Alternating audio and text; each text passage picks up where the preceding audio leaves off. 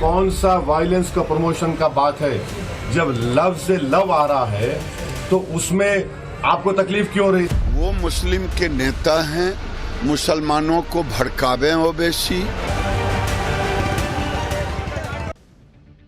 पाठशाला की पहली क्लास जिसमें आपको दिखाऊंगा पथराव, लाठीचार्ज, गोली चल गई। जुमे की नमाज के बाद आई लव मोहम्मद पर भयंकर बवाल।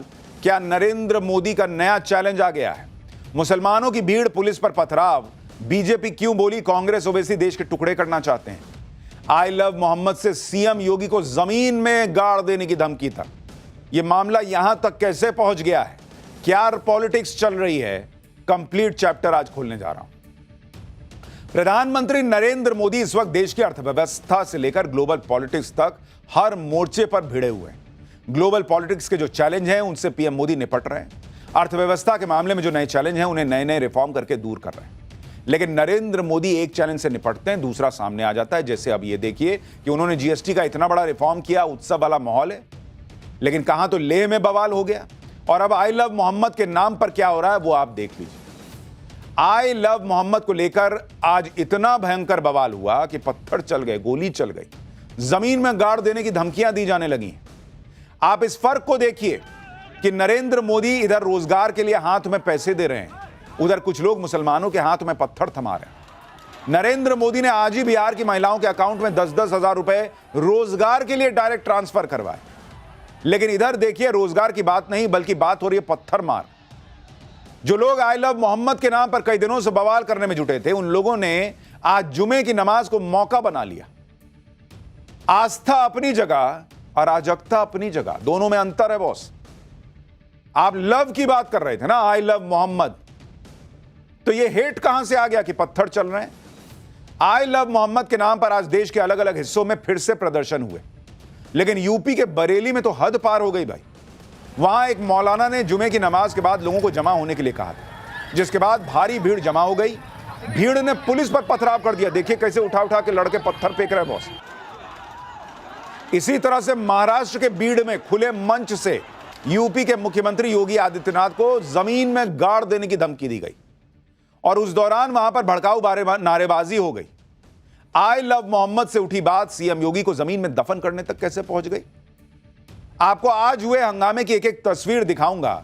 यह भी दिखाऊंगा कि कैसे तगड़ा एक्शन इन सब पर हुआ है। लेकिन पहले जो हुआ है उसकी एक झलक देखिए।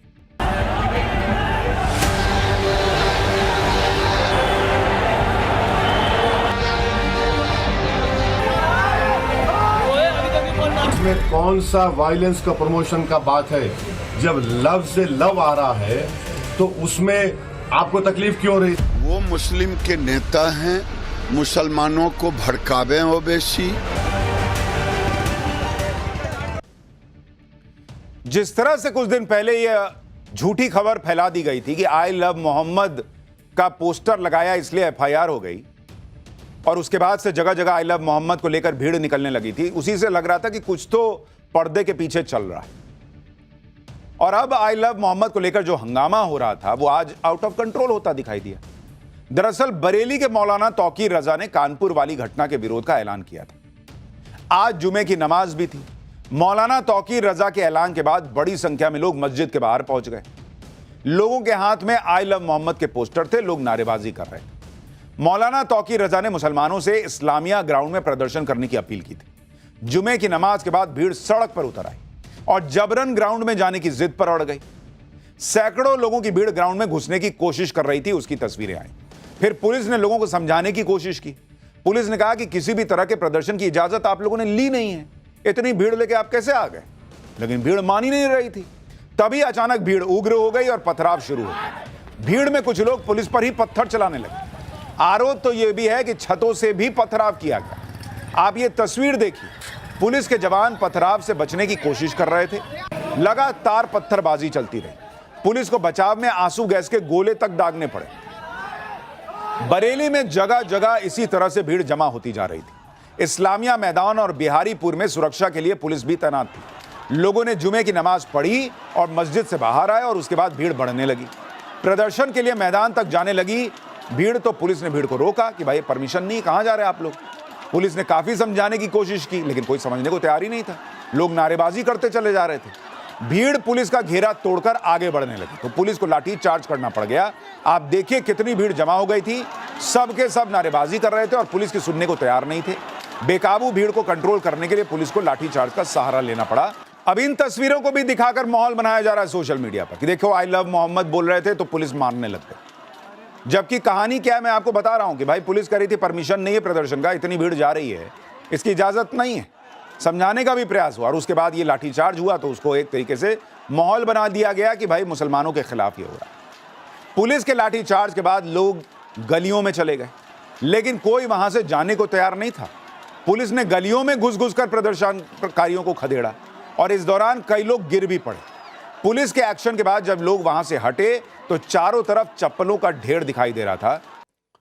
पुलिस के लाठीचार्ज का एक और वीडियो आपको दिखाता हूं। पुलिस ने गली मोहल्लों में घुसकर प्रदर्शनकारियों को खदेड़ा, जो लोग नारेबाजी कर रहे थे और बचने के लिए गलियों में छिप गए थे। पुलिस ने वहां से भी डंडे मार मार के लोगों को भगाया। लाठीचार्ज वाली जगह से एक ग्राउंड रिपोर्ट आपको दिखाता हूं।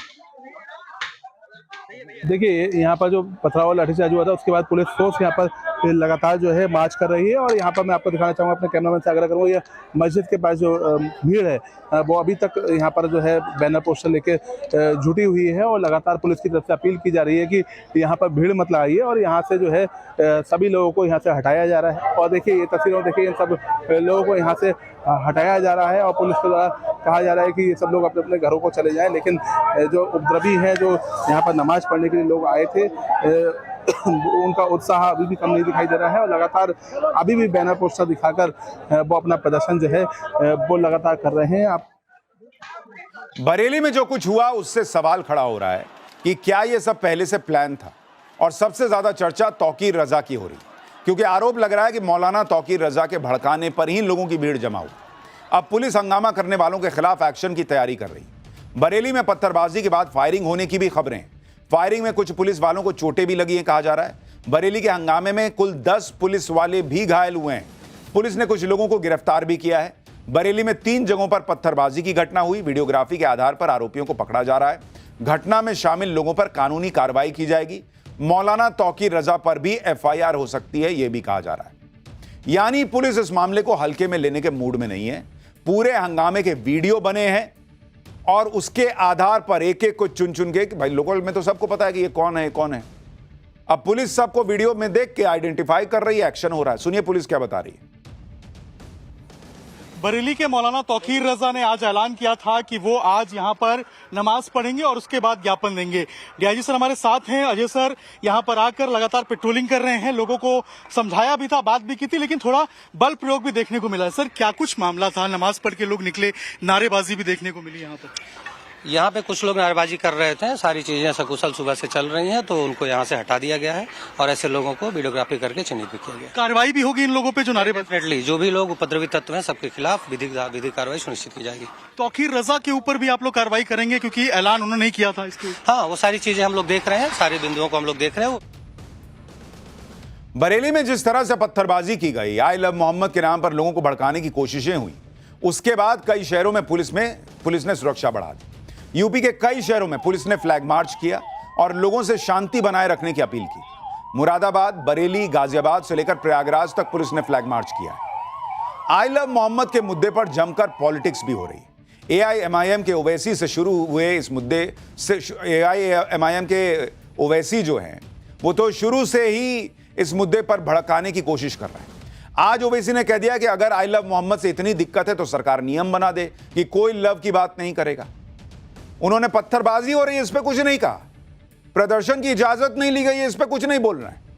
माहौल बना दिया कि देखिए आई लव मोहम्मद बोल रहे थे इसलिए मारे लगी पुलिस। ओवैसी के इस बयान पर बीजेपी नेता गिरिराज सिंह ने जवाब दिया। गिरिराज सिंह ने कहा कि ओवैसी और कांग्रेस देश में गृहयुद्ध चाहते हैं, देश में फिर से 1947 दोहराना चाहते हैं। सुनिए दोनों को एक बार। कि भारत में 18-19 करोड़ मुसलमान रहते हैं, जो सब कॉन्टिनेंट हो या एशिया में सबसे ज्यादा यहां पर रहते हैं। आप क्या मैसेज दे रहे हैं दुनिया को? क्यों ऐसा कर रहे हैं भारत के बारे में आप लोग? अरे सोचो थोड़ी देर के लिए। लव की बात हो रही है और उत्तर प्रदेश में ADGP साहब कह रहे हैं कि नहीं, हमारी सरकार ने कहा कि नया पोस्टर नहीं लगेगा। Happy birthday prime minister allowed होगा, happy birthday chief minister allowed होगा। तो फिर आप एक कानून बना दीजिए कि इस देश में कोई लव की बात करेगा ही नहीं। वो मुस्लिम के नेता हैं, मुसलमानों को भड़कावे ओवैसी और कांग्रेस, ये लोग गृह युद्ध कराना चाहते हैं और कुछ नहीं कराना चाहते हैं। ये फिर से गजवाए हिंद बनाना चाहते हैं, देश को टुकड़े टुकड़े करना चाहते हैं, 1947 लाना चाहते हैं। ये होने वाला नहीं है। ओवैसी की पार्टी से लेकर समाजवादी पार्टी तक विपक्ष बरेली की घटना की निंदा कर रहा है। अखिलेश यादव ने कह दिया कि सरकार की तरफ से ताकत का इजहार करना उसकी कमजोरी की निशानी होती है। सरकारें लाठीचार्ज से नहीं, सौहार्द सद्भाव से चलती हैं, घोर निंदनीय। इनमें से एक नेता नहीं कह रहा है कि पत्थरबाजी भी निंदनीय है। इनमें से एक नेता नहीं कह रहा है कि सर तन से जुदा के नारे लगाना निंदनीय है। इनमें से एक नेता नहीं कह रहा है कि बिना परमिशन लिए सड़क पर इतनी भीड़ का निकल जाना प्रदर्शन के लिए निंदनीय है। क्यों भाई? कानून सबके लिए बराबर नहीं है। कोई नहीं कह रहा कि आप आई लव मोहम्मद मत बोलिए, लेकिन आई लव मोहम्मद को बोलने के साथ साथ जुमे की नमाज के बाद भीड़ आए और उसका शक्ति प्रदर्शन की तरह इजहार करने का प्रयास करे, यह आरोप लगे, क्या वो ठीक है? क्या अखिलेश यादव को पुलिस पर पथराव करते लोग नहीं दिख रहे हैं? सिर्फ यह दिख रहा है कि पुलिस ने लाठीचार्ज कर दिया। अगर सब कुछ शांतिपूर्ण रहता तो यह नौबत ही क्यों आती? समाजवादी पार्टी तो कह रही है कि बरेली में जो कुछ हुआ वो सरकार के आदेश पर हुआ है। सुनिए एक बार। जुमा के नमाज के बाद पुलिस ने बहुत बर्बर लाठीचार्ज किया और ये लाठीचार्ज प्रदेश सरकार के आदेश पर किया गया था, जिसमें सैकड़ों लोग गंभीर रूप से घायल हुए हैं। भाजपा की सरकार दमन, जुल्म और तानाशाही से जनता की आवाज़ दबाना चाहती है। अगर लोग आई लव मोहम्मद कह रहे हैं तो भारतीय जनता पार्टी के लोगों को इसमें किस बात की आपत्ति है? एक तरफ यूपी में आई लव मोहम्मद को लेकर जमकर हंगामा हुआ, वहीं महाराष्ट्र में तो अलग लेवल का गजब हो गया। महाराष्ट्र के बीड़ में आई लव मोहम्मद के मुद्दे पर प्रदर्शन आयोजित हुआ। सैकड़ों लोगों की भीड़ आ गई और इस भीड़ में एक मौलाना ने यूपी के सीएम योगी आदित्यनाथ को धमकी दे डाली। खुले मंच से मौलाना सीएम योगी को दफन करने की धमकी दे रहा था और वहां लोग नारेबाजी कर रहे थे। मौलाना का कहना था कि योगी सरकार ने कानपुर में पोस्टर लगाने पर केस किया, इसलिए सीएम योगी ने गुस्ताखी की है। मौलाना ने सीएम योगी को चुनौती देते हुए कह दिया कि अगर हिम्मत है तो वो बीड़ के माजल गांव की मस्जिद में आकर दिखाएं, उनको जमीन में दफन कर दिया जाएगा। आप सोचिए बॉस, सिटिंग सीएम है योगी आदित्यनाथ, उनको ये मौलाना कह रहे हैं मंच पे खड़े होकर कि योगी अगर वहां आ गए तो जमीन में दफन कर दिया जाएगा। अब आप बताइए बॉस, कितने नेताओं ने इसकी निंदा कर दी कि आप एक सिटिंग सीएम को दफनाने की बात कर रहे हैं, जिंदा दफना देने की बात कर रहे हैं और वहां भीड़ जो है वो खुशी से नारे लगा रही है। ये मोहब्बत बांट रहे हैं आप, ये लव चल रहा है कि जिंदा गाड़ देंगे। आई लव मोहम्मद के मुद्दे पर जो भी हो रहा है वो हैरान करने वाला है। ऐसा लग रहा है जैसे कुछ लोग जानबूझकर इस घटना को तूल दे रहे हैं। कानपुर की जिस घटना को लेकर यह सारा हंगामा हो रहा है, वहां तो आई लव के पोस्टर लगाने पर एक्शन हुआ भी नहीं था, लेकिन कुछ लोग इस मामले को बिना वजह बड़ा बना रहे हैं। बीड़ के मौलाना पर सीएम योगी को धमकी देने के मामले में एक्शन भी हो गया है। सीएम योगी को धमकी देने के मामले में दर्ज एफआईआर में 2 आरोपी बनाए गए हैं। पहला मौलाना अशफाक निसार शेख, जिसने योगी आदित्यनाथ को धमकी दी। दूसरा रफीक तंबोली है, जो प्रोटेस्ट मार्च का ऑर्गेनाइजर है।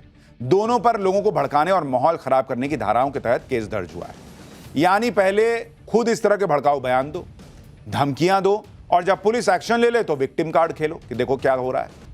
कह रहे हैं कानूनी कार्रवाई हो गया, हमसे पूछा कहां जाता है। तो पहले आप दफनाने की बात कीजिए, फिर पुलिस आए कि क्या सर आप पर एफआईआर कर दें, ये करें।